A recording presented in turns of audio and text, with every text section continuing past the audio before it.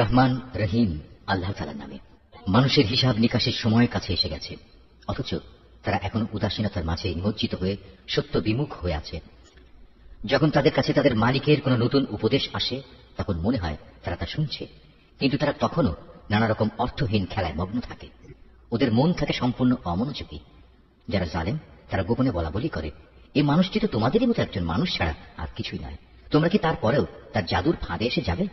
অথচ তোমরা তো সবকিছু দেখতে পাচ্ছ। সে বলল, আমার মালিক প্রতিটি কথা জানেন, তা আসমানে থাকুক কিংবা জমিনে, তিনি সব শোনেন, সব জানেন। তারা তো বরং কোরআনের ব্যাপারে বলে, এগুলো হচ্ছে অলিক স্বপ্ন মাত্র। সে নিজেই এসব উদ্ভাবন করেছে, কিংবা সে হচ্ছে একজন কবি। সে নবী হয়ে থাকলে আমাদের কাছে এমন সব নিদর্শন নিয়ে আসুক যা দিয়ে পূর্ববর্তীদের পাঠানো হয়েছিল। এদের আগে এমন সব জনপদ আমি ধ্বংস করেছি, তার অধিবাসীরা এসব নিদর্শন দেখেও ঈমান আনেনি। এরা কি এখন ঈমান আনবে? তোমার পূর্বে আমি মানুষকেই সবসময় নবী বানিয়ে তাদের কাছে পাঠিয়েছি। তোমরা যদি বিষয়টি না জানো, তাহলে আগের কেতাবওয়ালাদের কাছে জিজ্ঞেস করো। আমি তাদের এমন সব দেহাবয়ব দিয়ে পয়দা করিনি যে তারা খেতে পারত না। তাছাড়া তারা কেউ এ দুনিয়ায় চিরস্থায়ী হয়েও থাকেনি। অতঃপর আমি আযাবের ওয়াদা সত্য প্রমাণিত করে দেখালাম। আযাব যখন এসে গেল, তখন আমি যাদের চাইলাম শুধু তাদেরই উদ্ধার করলাম, আর জালেমদের আমি সমূলে বিনাশ করে দিলাম। হে মানুষ, আমি তোমাদের কাছে এমন একটি কিতাব নাযিল করেছি যাতে একে একে তোমাদের সবার আলোচনা রয়েছে। তোমরা কি কিছুই বুঝতে পারো না? আমি এর আগে কত জনপদকে ধ্বংস করে দিয়েছি যা ছিল আসলেই জালেম। তাদের পরে তাদের জায়গায় আমি অন্য জাতির উত্থান ঘটিয়েছি। এরা যখন আমার আযাব একান্ত সামনে দেখতে পেল, তখন সেখান থেকে পালাতে শুরু করল। আমি বললাম, তোমরা আজ পালিও না, বরং ফিরে যাও তোমাদের সম্পদের কাছে ও তোমাদের বাড়ি ঘরের দিকে। সম্ভবত তোমাদের কিছু জিজ্ঞাসাবাদ করা হবে। তারা বলল, হায় দুর্ভাগ্য আমাদের, আমরা সত্যি জালেম ছিলাম। অতঃপর তারা এই আহাজারি করতেই থাকলো যতক্ষণ না আমি তাদের সমূলে ধ্বংস করে দিয়েছি। তার হয়ে পড়ল কাটা ফসল ও নির্বাপিত আলোক রশ্মির মতো। আসমান, জমিন ও তাদের মধ্যবর্তী সব কিছুর কোনোটাই আমি খেল তামাশার জন্য পয়দা করিনি। আমি যদি নেহায়েত কোনো খেল তামাশার বিষয় বানাতে চাইতাম, তাহলে আমি আমার কাছে যা নিষ্প্রাণ বস্তু আছে তা দিয়েই এ সব কিছু বানিয়ে দিতাম। বরং আমি সত্যকে মিথ্যার উপর ছুঁড়ে মারি, অতঃপর সে সত্য এই মিথ্যার মগজ বের করে দেয়। এর ফলে যা মিথ্যা তার সাথে সাথে নিশ্চিহ্ন হয়ে যায়। দুর্ভোগ তোমাদের! তোমরা যা কিছু উদ্ভাবন করছো তা থেকে আল্লাহ তাআলা অনেক পবিত্র। আসমান সমূহ ও জমিনে যা কিছু আছে সবই তো তাঁর মালিকানাধীন। তাঁর একান্ত সান্নিধ্যে যেসব ফেরেশতারা আছে, তারা কখনো তার ইবাদত করতে অহংকার বোধ করে না। তারা কখনো ক্লান্তিও বোধ করে না। তারা দিবারাত্রি তাঁর পবিত্রতা ঘোষণা করে। তারা কখনো কোনো অলসতা করে না। এরা কি আল্লাহ তাআলার বদলে জমিনের কোনো কিছুকে মাবুদ বানিয়ে নিচ্ছে? এরা যাদের মাবুদ বানাচ্ছে, তারা কি মৃতকে জীবিত করতে পারবে? যদি আসমান জমিনে আল্লাহ তাআলা ব্যতীত আরো অনেক মাবুদ থাকতো, তাহলে কবেই জমিন আসমানের উভয়টাই ধ্বংস হয়ে যেত। এরা যা কিছু বলে, আরশের মালিক আল্লাহ তাআলা সে সব কিছু থেকে পবিত্র ও মহান। তিনি যা কিছু করেন সে ব্যাপারে তাকে কোনো প্রশ্ন করা যায় না, বরং তাদেরই তাদের ক্রিয়াকলাপ সম্পর্কে প্রশ্ন করা হবে। এরা কি আল্লাহ তাআলা ছাড়া অন্য কাউকে মাবুদ বানিয়ে রেখেছে? হে নবী, তুমি বলো, তোমরা দলিল প্রমাণ উপস্থিত করো। আমার সাথীদের এ কিতাব কোরআন এবং আমার পূর্ববর্তীদের কিতাবসমূহ থেকে পারলে কোনো প্রমাণ উপস্থাপন করো। এদের অধিকাংশ মানুষই প্রকৃত সত্য জানে না, তাই সত্য থেকে এরা মুখ ফিরিয়ে নেয়।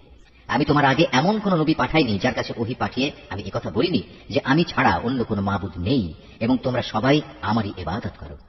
এ মূর্খ লোকেরা বলে, দয়াময় আল্লাহ তাআলা ফেরেশতাদের নিজের সন্তান বানিয়ে নিয়েছেন। তিনি এসব কথাবার্তা থেকে অনেক পবিত্র। বরং তারা হচ্ছে আল্লাহ তাআলার সম্মানিত বান্দা। তারা কখনো তার সামনে আগে বেড়ে কথা বলে না। তারা তো তার আদেশ অনুসারেই কাজ করে। তাদের সামনে পেছনে যা কিছু আছে তা সবই তিনি জানেন। তারা আল্লাহ তাআলার সমীপে শুধু সেসব লোকদের জন্যই কোন সুপারিশ করে যাদের প্রতি আল্লাহ তাআলা সন্তুষ্ট হয়েছেন। তারা নিজেরাও সবসময় তার ভয়ে ভীত সন্ত্রস্ত থাকে। যারা অহংকারী, তাদের মধ্যে যদি কেউ একথা বলে, আল্লাহ তাআলার বদলে আমি হচ্ছি মাবুদ, তাহলে তাকে আমি জাহান্নামের কঠিন শাস্তি দেব। মূলত আমি জালেমদের এভাবেই শাস্তি দেই। এরা কি দেখে না, আসমান সমূহ ও পৃথিবী একসময় ওতপ্রোতভাবে মিশেছিল। অতঃপর আমি এদের উভয়কে আলাদা করে দিয়েছি এবং আমি প্রাণবান সব কিছুই পানি থেকে সৃষ্টি করেছি। এসব জানার পরেও কি তারা ঈমান আনবে না? আমি জমিনের উপর সুদৃঢ় পাহাড় সমূহ রেখে দিয়েছি যেন তা ওদের নিয়ে এদিক সেদিক নড়াচড়া করতে না পারে। এছাড়াও আমি ওতে প্রশস্ত রাস্তা তৈরি করে দিয়েছি যাতে করে তারা তাদের নিজ নিজ গন্তব্যস্থলে পৌঁছতে পারে। আমি আকাশকে একটি সুরক্ষিত ছাদ হিসেবে তৈরি করেছি, কিন্তু এই নির্বোধ ব্যক্তিরা তার অসংখ্য নিদর্শনাবলী থেকে মুখ ফিরিয়ে নেয়। আল্লাহ তাআলাই রাত, দিন, সূরজ ও চাঁদকে পয়দা করেছেন। এদের প্রত্যেকেই মহাকাশের কক্ষপথে সাঁতার কেটে যাচ্ছে। হে নবী, আমি তোমার পূর্বেও কোনো মানব সন্তানকে অনন্ত জীবন দান করিনি। সুতরাং আজ তুমি মরে গেলে তুমি কি মনে করো তারা এখানে চিরজীবী হয়ে থাকবে? প্রতিটি জীবকেই মরণের স্বাদ গ্রহণ করতে হবে। হে মানুষ, আমি তোমাদের মন্দ ও ভালো এ উভয় অবস্থার মধ্যে ফেলেই পরীক্ষা করি, অতঃপর তোমাদের তো আমার কাছেই ফিরে আসতে হবে। কাফেররা যখন তোমাকে দেখে তখন মনে হয় তারা তোমাকে কেবল তাদের বিদ্রুপের পাত্র রূপে গ্রহণ করে। তারা তোমাদেরকে ইশারা করে বলে, এ কি সেই ব্যক্তি যে খারাপ কথা দিয়ে তোমাদের দেবদেবীদের মন্দভাবে স্মরণ সমালোচনা করে? অথচ এরা নিজেরাই দয়াময় আল্লাহ তাআলা স্মরণ অস্বীকার করে। আসলে মানুষকে সৃষ্টি করা হয়েছে তাড়াহুড়ো করার প্রকৃতি দিয়ে, কিন্তু আমি অচিরেই তোমাদের আমার কুদরতের নিদর্শনগুলো দেখিয়ে দেব। সুতরাং তোমরা আমার কাছে তাড়াহুড়ো কামনা করো না। বলে, যদি তোমরা সত্যবাদী হও তাহলে বলো কিয়ামতের এই ওয়াদা কবে পূর্ণ হবে? কত ভালো হতো যদি এই কাফেররা সে ঘণ্টির কথা জানত, যখন তারা তাদের সামনে ও তাদের পেছন থেকে আসা আগুন কিছুতেই প্রতিরোধ করতে পারবে না। সে সময় তাদের কোন রকম সাহায্যও করা হবে না। মূলত কিয়ামত তাদের উপর আসবে হঠাৎ করে, এসেই তা তাদের হতবুদ্ধি করে দেবে। তখন তাকে তারা কোনো অবস্থায় প্রতিরোধ করতে পারবে না, আর না তাদের এজন্য কোনো অবকাশ দেয়া হবে। হে নবী, তোমার আগেও অনেক রসুলকে এভাবে ঠাট্টা বিদ্রুপ করা হয়েছিল। পরে দেখা গেল তারা যা নিয়ে ঠাট্টা বিদ্রুপ করেছিল তাই তাদের পরিবেষ্টন করে নিয়েছে। হে নবী, তুমি এদের জিজ্ঞেস করো, কে তোমাদের দয়াময় আল্লাহ তাআলার আযাব থেকে রক্ষা করবে, তা রাতের বেলায় আসো কিংবা দিনের বেলায় আসো। কিন্তু সে কথা না ভেবেই এরা নিজেদের মালিকের স্মরণ থেকে মুখ ফিরিয়ে রেখেছে। তবে কি তাদের আরো কোনো মাবুদ আছে যারা আমার আযাব থেকে তাদের বাঁচাতে পারবে? তারা তো নিজেদেরই কোনো সাহায্য করতে পারবে না, না তারা আমার কাছ থেকে সেখানে কোনো সাহায্যকারী পাবে। মূলত আমি এদের এবং এদের পিতৃপুরুষদের যাবতীয় ভোগ সম্ভার দান করে যাচ্ছিলাম, এবং এভাবে এদের উপর দিয়ে সমৃদ্ধির এক দীর্ঘ সময় অতিবাহিত হয়ে গেছে। এখন কি তারা দেখতে পাচ্ছে না আমি জমিনকে চারিদিক থেকে তাদের উপর সংকুচিত করে আনছি? তারপরেও কি তারা বিজয়ী হবে বলে আশা করে? হে নবী, তুমি বলো, আমি তো শুধু ওহী দিয়ে তোমাদের জাহান্নামের ভয় দেখাই, কিন্তু এরা হচ্ছে বধির, তাই এদের সতর্ক করা হলেও এরা সে সতর্কবাণী শুনতে পায় না।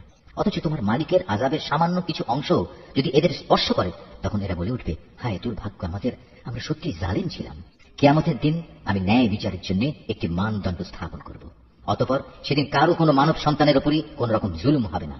যদি একটি শস্যদানা পরিমাণ কোনো আমলও তার কোথাও লুকিয়ে থাকে, হিসাবের পাল্লায় তা আমি যথার্থই এনে হাজির করব। হিসাব নেওয়ার জন্য আমি যথেষ্ট। অবশ্য আমি মুসা ও হারুনকে ন্যায় অন্যায়ের ফয়সালাকারী একটি গ্রন্থ দিয়েছিলাম। পরহেজগার লোকদের জন্য দিয়েছিলাম আধারে চলার আলো ও জীবনে চলার উপদেশ। এটা তাদের জন্য যারা আল্লাহ তাআলাকে না দেখেও ভয় করে এবং তারা কিয়ামত সম্পর্কে ভীত সন্ত্রস্ত থাকে। আর এ হচ্ছে বরকতপূর্ণ উপদেশ। এ কোরআন আমি নাজিল করেছি। তোমরা কি এর অস্বীকারী হতে চাও? আমি আগে ইব্রাহিমকে ভালো মন্দ বিচারের জ্ঞান দান করেছিলাম, এবং আমি সে সম্পর্কে সম্যক অবগত ছিলাম। যখন সে তার পিতা ও তার জাতির লোকদের বলল, এই নিষ্প্রাণ মূর্তিগুলো আসলে কি যার ইবাদতের জন্য তোমরা শক্ত হয়ে বসে আছো? তারা বলল, আমরা আমাদের পিতৃপুরুষদের এগুলোর ইবাদত করতে দেখেছি, এর চেয়ে বেশি কিছু আমরা জানি না। সে বলল, এগুলোর পূজা করে তোমরা নিজেরা যেমন আজ সুস্পষ্ট গুমরাহিতে নিমজ্জিত হচ্ছ, তেমনি তোমাদের পূর্বপুরুষরাও গুমরাহিতে নিমজ্জিত ছিল। তারা বলল, তুমি কি আসলেই আমাদের কাছে কোনো সত্য নিয়ে এসেছো, না অযথাই আমাদের সাথে তামাশা করছো? সে বলল, না, এটা কোনো তামাশার বিষয় নয়, বরং তোমাদের মালিক যিনি, তিনিই আসমান সমূহ ও জমিনের মালিক, তিনিই এগুলো সৃষ্টি করেছেন, আর আমি নিজেই হচ্ছি এ ব্যাপারে সাক্ষীদের একজন।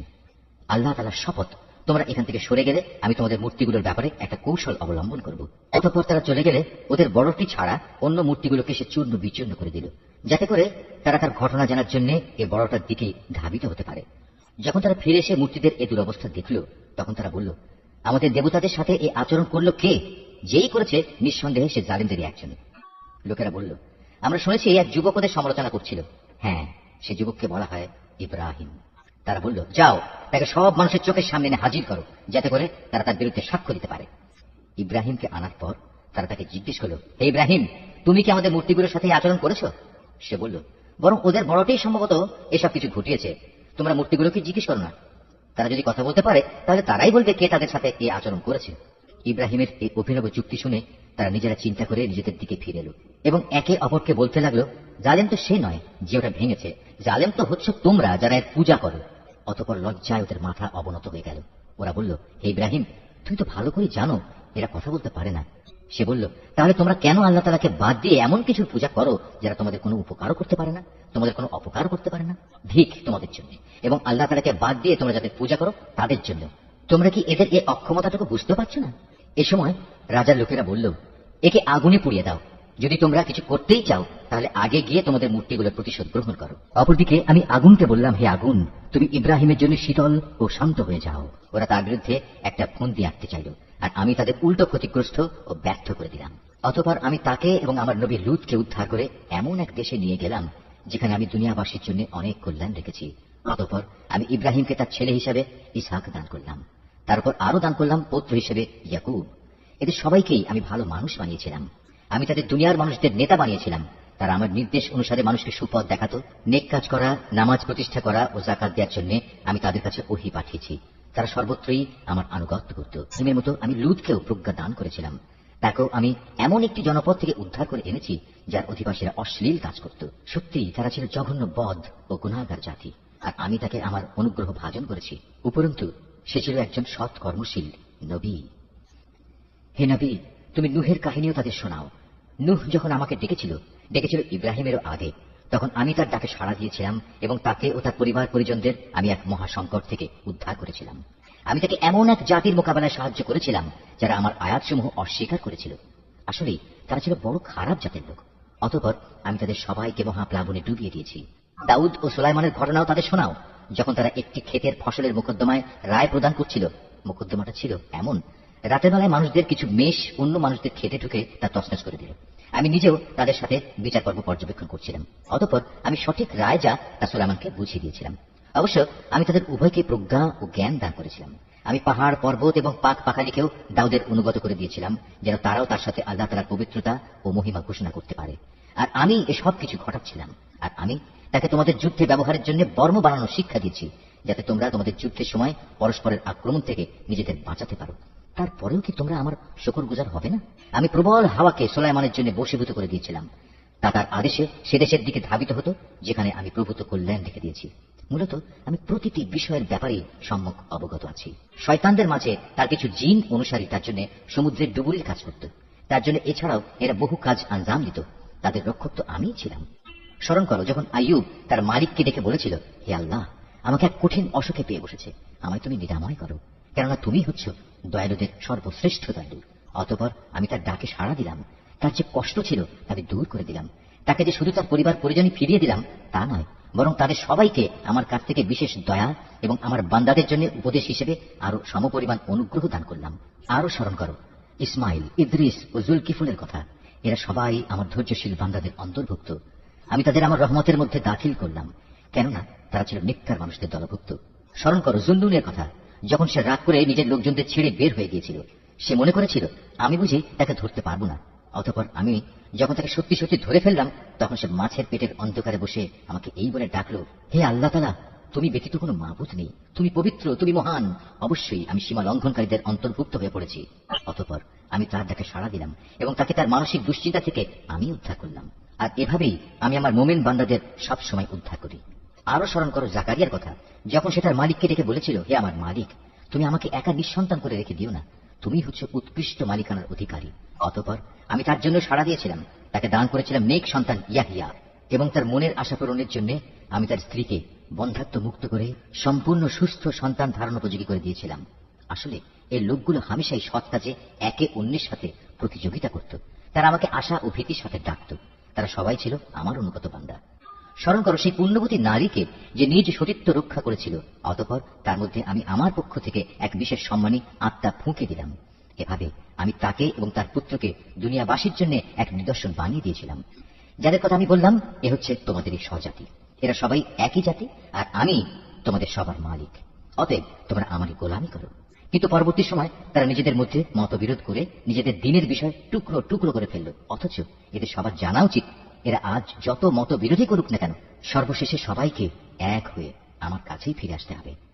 কোন ব্যক্তি যদি মোমেন অবস্থায় কোন নেক কাজ করে, তাহলে তার সৎ পথে চলার এই প্রচেষ্টা কিছুতেই অস্বীকার করা হয় না, কেননা আমি তার জন্য তার প্রতিটি কাজই লিখে রাখি।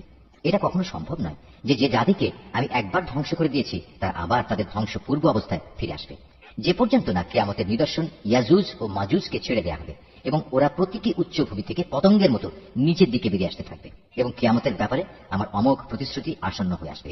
তা আসতে দেখে যারা এতদিন একে অস্বীকার করেছিল তাদের চক্ষু স্থির হয়ে যাবে। তারা বলবে, হায়, কতই না দুর্ভোগ আমাদের, আমরা এই দিনটি সম্পর্কেই উদাসীন ছিলাম, বরং আমরা সত্যিই ছিলাম বড় জালেম।